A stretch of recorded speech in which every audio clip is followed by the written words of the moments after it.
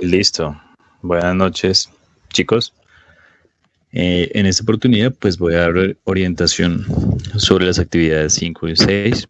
Para el caso de la asignatura física electromagnética, allí pues vale la pena recordar que estas son las dos últimas actividades de cierre de curso. Bueno, en el banner principal de la página del curso ya dejé la primera parte de esta clase correspondiente a ecuaciones de Maxwell. Fue grabada el 31 de mayo para que ustedes puedan hacer la consulta allí de dicho video. Entonces voy a continuar la explicación de ese video.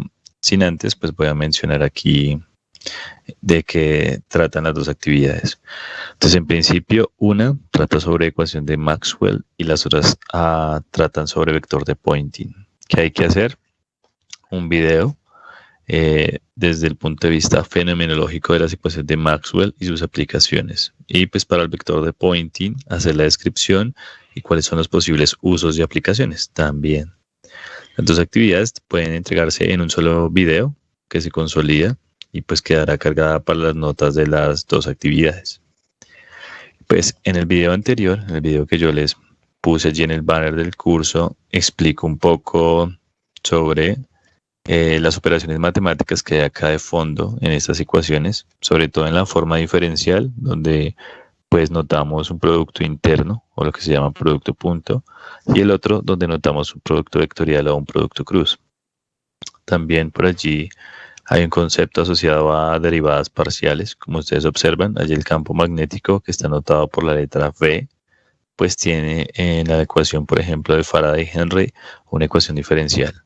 Es decir, que este campo V no solamente depende del tiempo, sino también depende de las coordenadas de posición. Para el caso usual, pues X, Y, Z. Y de igual manera, existe una derivada parcial para el campo eléctrico. Entonces, el campo eléctrico también no solamente depende del tiempo, sino de las coordenadas de posición X, Y, Z. Para hacer un poco y dar avance con respecto al video que yo les había grabado. En el video pasado había explicado un poco sobre el flujo y la ley de Gauss. En esta ocasión, pues quiero explicarles un ejemplo de caso de aplicación de la ley de Gauss. Y pues en ese ejemplo, lo que vamos a revisar es cómo se calcula un flujo eléctrico, en el caso, a través de un disco. Entonces, para este ejercicio, lo que uno debe notar, lo que uno debe observar allí, es que primero, siempre que nosotros tengamos campos, para el caso pues un campo eléctrico en la figura que está allí, se observa que el campo eléctrico está orientado, podemos poner en la dirección de X de forma horizontal hacia X positivo. También pues vale la pena allí mencionar que se tiene un disco y a través de ese disco pues va a pasar parte de ese campo, que se observa allí como las flechitas de color como fucsia que están pasando por el campo. Entonces, de nuevo, allí lo que uno pretende es calcular el flujo. Y el flujo se calcula, la magnitud del flujo, ¿no? Y el flujo también es un escalar. Entonces, lo puede uno calcular como el campo eléctrico o la magnitud de ese campo eléctrico que está atravesando el disco por A, que en el caso de A se convierte en el área, digamos, de la pieza que está haciendo efecto allí con el campo eléctrico o la pieza que está interfiriendo en el campo eléctrico. Para el caso, pues el área de un cilindro, de un círculo, perdón, el área de un círculo y pues el ángulo que existe entre la normal de dicha superficie y el campo eléctrico. Si conocemos la magnitud del campo, el área de la figura y conocemos también el ángulo respecto al campo eléctrico, pues podemos calcular el flujo. Esto es una aplicación directa de la ecuación de Gauss, donde lo que se permite allí y lo que se intenta allí es calcular pues el flujo. Entonces, si ustedes observan en la ecuación, en la parte inferior, aparece que el campo eléctrico es igual a la magnitud, el flujo de campo eléctrico es igual a la magnitud del campo por el área por el coseno, y ahí reemplazamos los valores que nos dan. Para el caso, este campo eléctrico tiene una magnitud de 2 por 10 a la 3 newton sobre coulomb. El área, para este caso, pues toca darla en metros. El área es aproximadamente 0,314 metros al cuadrado y el ángulo, como ustedes observan en la figura, entre la normal de la superficie, que ese vector normal a la superficie siempre va a ser un vector perpendicular a dicha superficie, que es el vector negro resaltado allí en la gráfica, pues tenemos que dar esa área en metros cuadrados y multiplicamos por el coseno del ángulo. Entonces, esta es una aplicación directa de la ecuación. Heiner, creo que estás hablando.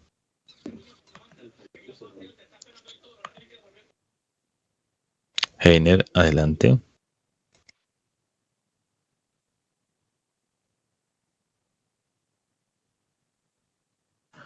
Bueno, parece que no. Entonces, aplicamos una fórmula ya en el caso anterior del ejercicio para calcular el flujo. Aquí lo mismo. Vamos a suponer, por ejemplo, que tenemos un cilindro, ¿de acuerdo? Y por dicho cilindro, pues está fluyendo un campo eléctrico. Y además de eso, pues sobre el cilindro existe una placa perpendicular al eje, como ustedes observan allí. Entonces, ¿cuál es la idea? Encontrar cuál es el campo eléctrico en este caso que genera la lámina que está allí de forma perpendicular. Se supone que esa lámina se extiende hacia todas direcciones, es una lámina infinita. Entonces queremos saber qué cantidad de campo eléctrico fluye y se genera a través de esa placa. Entonces la forma de hacerlo es revisar la ecuación que nos dan allí. Tenemos que tener en cuenta la densidad de carga que está sobre la placa, el epsilon 0, que es la constante de permitividad, y considerar el área transversal. Entonces, para este caso es el área transversal del cilindro. Tenemos que conocer la magnitud del campo y de manera general, pues tenemos que conocer la densidad de carga. La densidad de carga para el caso está anotada por sigma, ¿de acuerdo? La densidad de carga nos habla de cuántas cargas hay por metro cuadrado, por ejemplo, para ese caso de la placa. Entonces al final aplicamos la relación matemática donde allí se nota la línea que dice campo de una lámina infinita. Pues lo que hicimos fue eso, aplicar la ley de Gauss. A la parte izquierda es el desarrollo de la integral y a la parte derecha es que lo que nos dice la ley de Gauss. Entonces voy a ponerla nuevamente de rápido acá. Entonces observe que la ley de Gauss para el campo eléctrico es igual a el producto punto entre el vector de divergencia del campo eléctrico igual a la densidad de carga sobre epsilon sub 0. Ese producto punto que aparece en la primera ecuación, ley de Gauss, forma diferencial, el producto punto con el campo eléctrico, nos da como resultado para este ejercicio específico 2 veces el campo eléctrico por el área. Y eso lo debemos hacer igual, como nos dice la ecuación, a la densidad de carga. En la ecuación que aparece acá en forma de Gauss, dice la densidad de carga es un ρ dividido epsilon 0.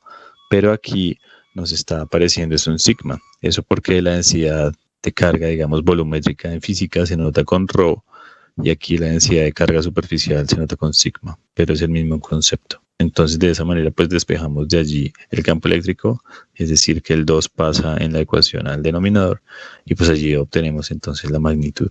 ¿Qué necesitamos conocer? La densidad de carga. Si conocemos la densidad de carga de la placa infinita, podemos saber qué campo está generando a su alrededor. ¿Listo? Bueno, esta es la misma ley de Gauss, ¿de acuerdo? La misma integral de superficie, la misma integral de línea, donde aparece el campo magnético, que se multiplica por el diferencial de área, por el vector diferencial de área. Y pues lo que nos está hablando esta ecuación es que no existen monopolos magnéticos. ¿De acuerdo? En el caso de la ley de Gauss para el campo eléctrico es igual a la densidad sobre dividido a la constante de permitividad. En este caso es 0. ¿De acuerdo? Es decir, que no existen monopolos magnéticos. Un caso de aplicación similar al caso anterior. Entonces tenemos una placa, pero ya no está fluyendo a través de esa placa un campo eléctrico, sino está fluyendo un campo magnético. Y entonces lo que queremos acá es calcular cuál es la intensidad de ese campo. ¿De acuerdo? Entonces, si nosotros conocemos el flujo, podemos calcular la intensidad. Y de forma contraria, si conocemos el campo, podemos calcular el flujo. Y la ecuación es similar. Entonces, acá el flujo se va a calcular como el campo magnético, que en este caso es B, que multiplica el área, que multiplica el coseno, similar como en el caso anterior. Y lo que necesitamos conocer es cuál es el ángulo. Cuál es el ángulo que forma, por ejemplo, el campo magnético con respecto al vector normal que está en la superficie. Como se observa allí en la gráfica, a la derecha, donde están los vectores, el campo magnético fluye en la dirección de X, mientras que la normal de la superficie está como inclinada. ¿Cuánto? 60 grados. Y ese 60 es el que vamos a poner allí en la relación matemática para calcular dicho campo. Entonces nosotros calculamos el campo magnético para este caso como el flujo dividido el área por el coseno. ¿Y cuál área? Pues el área transversal de la superficie por donde está atravesando o por donde está fluyendo el campo, para el caso del campo magnético. En este caso, pues el flujo que nos dieron es 0,9 por 10 al menos 3 Weber, que es las unidades de flujo, dividido el área, que es 3 por 10 a la menos 4 metros cuadrados, y dividido pues entre el coseno, ¿no? Coseno en este caso de 60. Al final, pues lo que calculamos allí es que el campo magnético es igual a 6 Tesla. Por aquí tenemos otra ecuación de Maxwell, se llama la ley de Ampère-Maxwell, y esta lo que nos está diciendo es que si tenemos un flujo eléctrico que está variando en el tiempo, podemos obtener el campo magnético. Y también que si alrededor de un alambre conductor existe un campo eléctrico o existe un flujo de electrones, pues podemos obtener un campo magnético. O sea, este nos habla de la relación directa entre el campo magnético, el flujo o la densidad de corriente y la variación del campo eléctrico. Entonces, si suponemos nosotros que tenemos un alambre suficientemente infinito y que por ese alambre está fluyendo carga, en este caso electrones, es decir, hay una corriente eléctrica sobre el material, nos preguntamos entonces cuál es el campo magnético que ese alambre y esa corriente me está produciendo. ¿Cuál es el campo magnético? Esa respuesta es fácil si aplicamos la primera ley de Gauss. Entonces, al resolver las integrales, digamos que aquí no es tan importante en este caso todavía resolver las integrales, sino más bien entender de qué se trata esto. Entonces miremos que en la ecuación donde aparece la integral, pues aparece la ley de Gauss en forma integral para el campo magnético, pero después nos aparece que eso es igual al campo magnético multiplicado por 2πr.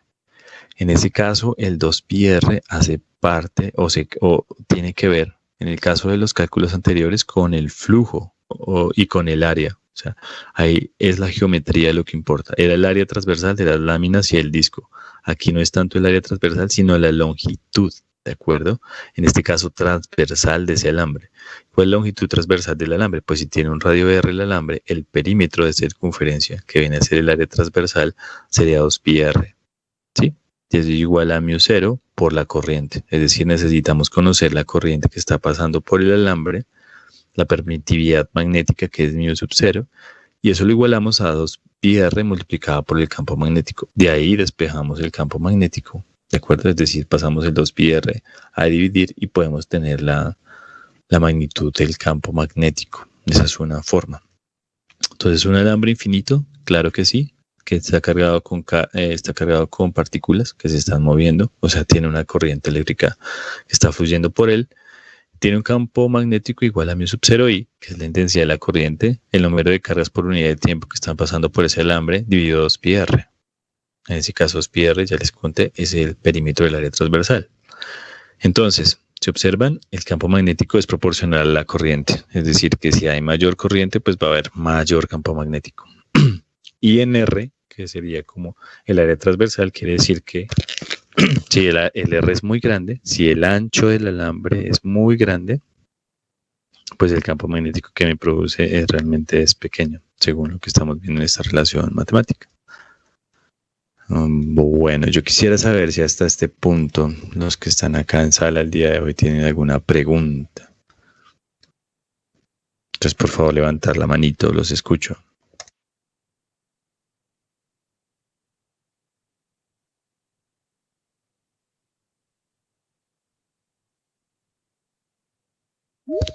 Estamos revisando actividad 5 y 6, las ecuaciones de Maxwell y vector de Poynting. Estamos dando una explicación conceptual y estamos viendo algunos ejemplos de aplicación. ¿Me escuchan, chicos? Bueno.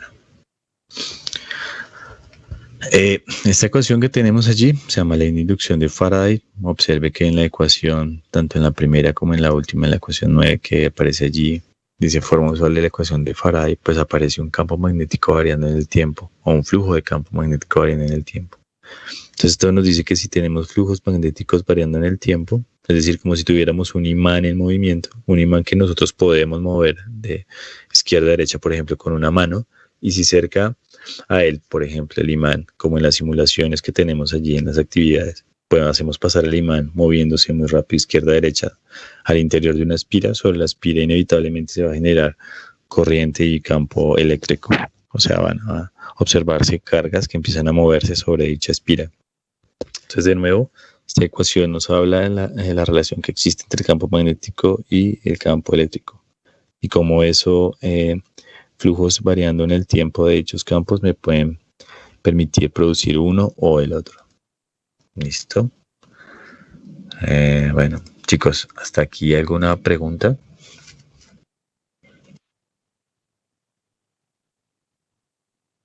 No, señor. Bueno, muchas gracias, Andrés. Voy a hablar un poquito del vector de Poynting aquí. Entonces, digamos que este concepto de vector de Poynting aplica muy bien cuando tenemos ondas electromagnéticas, porque las ondas electromagnéticas son dos campos variando en el tiempo, varían, pero estos campos están puestos como en forma perpendicular. ¿De acuerdo? Una onda electromagnética es eso, una variación de campo eléctrico y magnético simultáneamente que son ortogonales, una onda electromagnética usual. Y esos campos pues pueden estar acoplados o no acoplados, ¿de acuerdo? Quiere decir que sus dependencias temporales pueden ser simultáneas o no, o pueden estar desfasados uno del otro. Pero el vector de Poynting lo que me permite es, si yo conozco el campo eléctrico y conozco el campo magnético, para este caso el campo magnético es H, pues si hago el producto vectorial entre los dos, voy a obtener el vector de Poynting. O sea, voy a tener el Z que está calculado allí. ¿De acuerdo?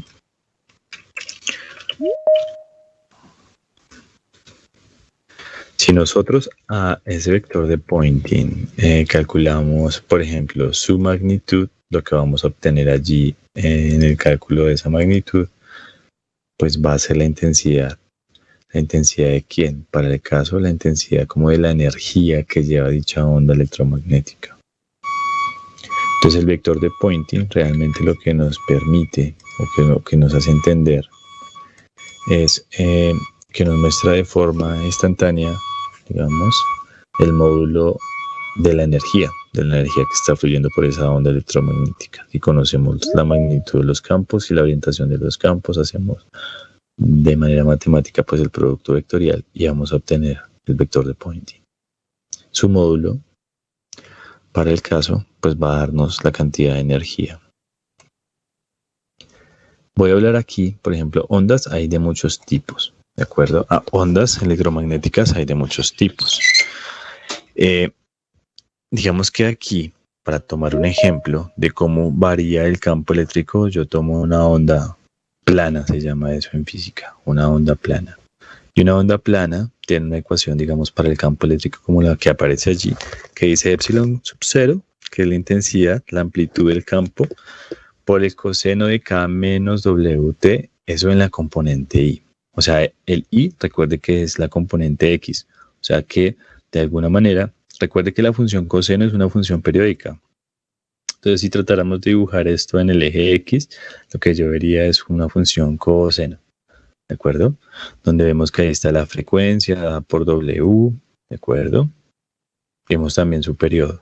Entonces, podemos tener una función en X tipo periódica, ¿sí? Como coseno, y podemos jugar con la amplitud, que la amplitud recuerden que es qué tan alta es la función coseno, la frecuencia es cuántas oscilaciones yo puedo tener en un periodo, o sea, cuántos ciclos completos yo tengo en un periodo, y la amplitud, que puede ser lo ancho o lo pequeño también allí. Entonces, en este caso, tanto el campo eléctrico como el campo magnético tienen la misma forma matemática, ¿sí? Si nosotros hacemos el producto vectorial, que es lo que está apareciendo en la última línea, pues lo que vamos a obtener es el vector de Poynting. En este caso, cuando ustedes hacen ese producto vectorial, el producto vectorial, el I cruz J, recuerden por cálculo vectorial, nos da K. O sea que si el campo eléctrico está orientado en la dirección X, el campo magnético está orientado en la dirección Y, el vector de Poynting se va a orientar sí o sí en la dirección de Z y va a ser ortogonal perpendicular tanto al I como al J. O sea que el vector de Poynting tiene un ángulo de 90 grados respecto al campo eléctrico y tiene un ángulo de 90 grados respecto al H o el campo magnético. Y pues allí observen que nos va a dar coseno al cuadrado xz menos wt.